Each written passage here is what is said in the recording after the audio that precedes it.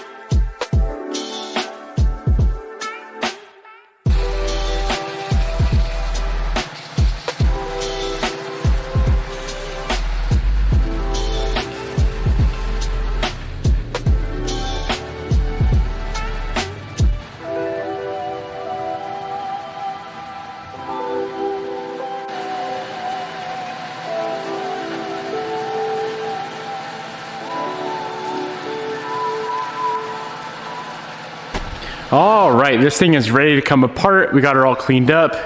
Much easier to work on now. I would never degrease and pressure wash this motor if it was going back in without being rebuilt, because we definitely got some water inside the engine. That's okay though, because we're tearing this whole entire thing apart. To start off, we need to pull off the AC compressor, alternator, power steering. The intake manifold's got to come off. Turbo and the manifold and all that stuff on the back side of the engine has to come off. So pretty much pull off everything and make it into a complete long block, and then it'll be much easier to work on. So let's go ahead and start off with the front, get that power steering, alternator, AC compressor, and the intake manifold off of this thing, and then we can move on to the turbo.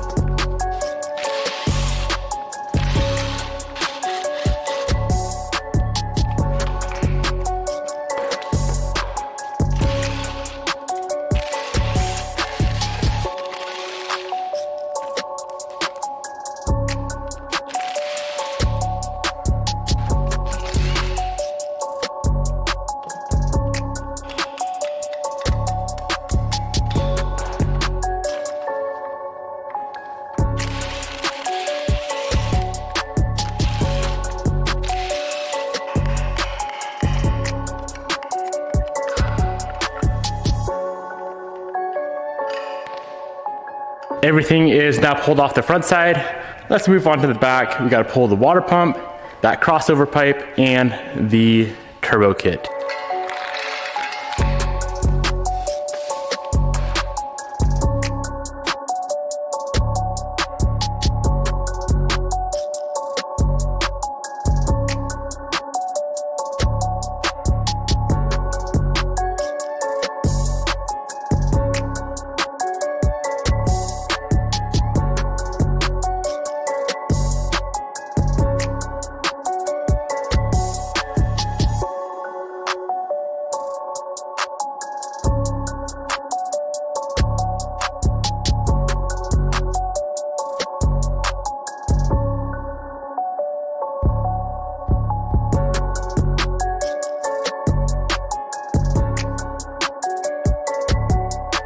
right, guys, we are down to a complete long block.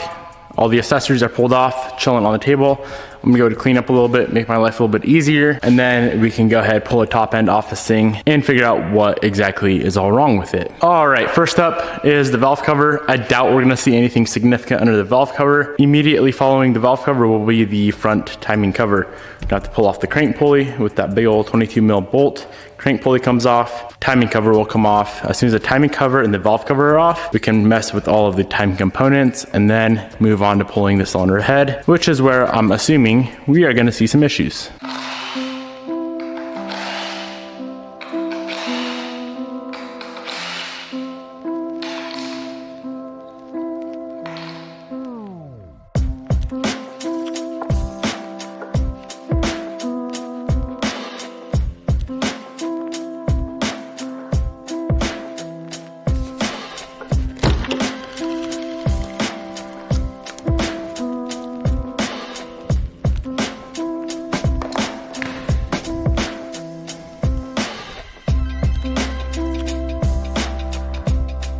Everything underneath the valve cover looks perfect. I don't see any signs of any sort of oil starvation. All the cam lobes look good.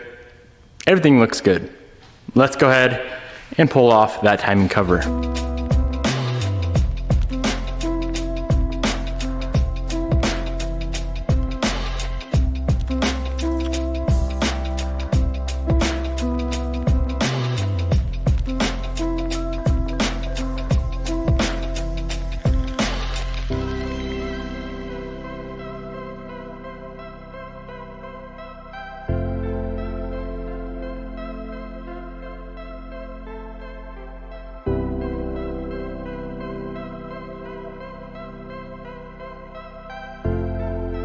Everything underneath the timing cover is good to go. It's still in time. It did not jump timing at all. Let's go ahead and remove all the timing components and get this freaking head off of this block.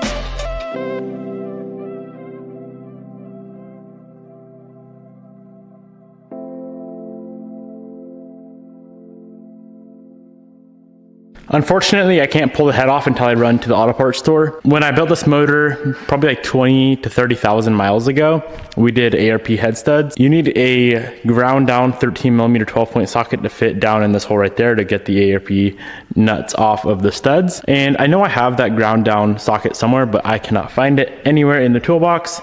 And I don't feel like grinding down a expensive SK tool socket, so I'm just gonna rip to O'Reilly's real quick, grab a cheap little socket, grind it down, and we should be back on track to get this head off.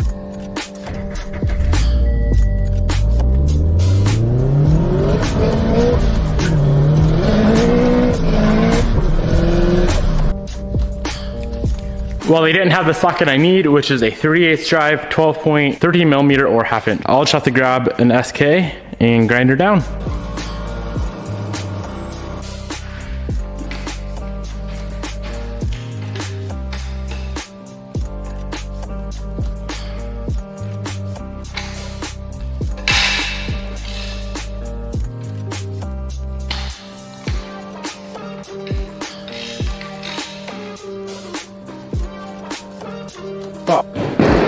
So I ground it down just enough to fit. I got one of them loose, went to go crack the other one loose, and we ended up cracking the socket instead of cracking the nut loose.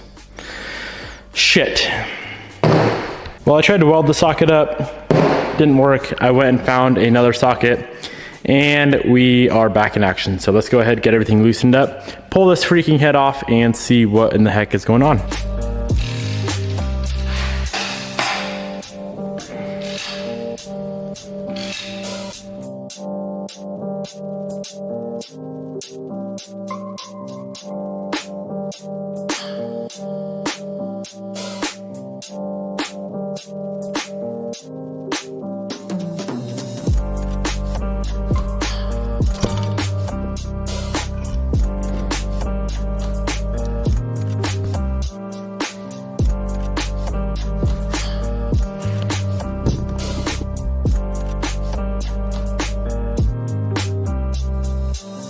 Boy, oh boy,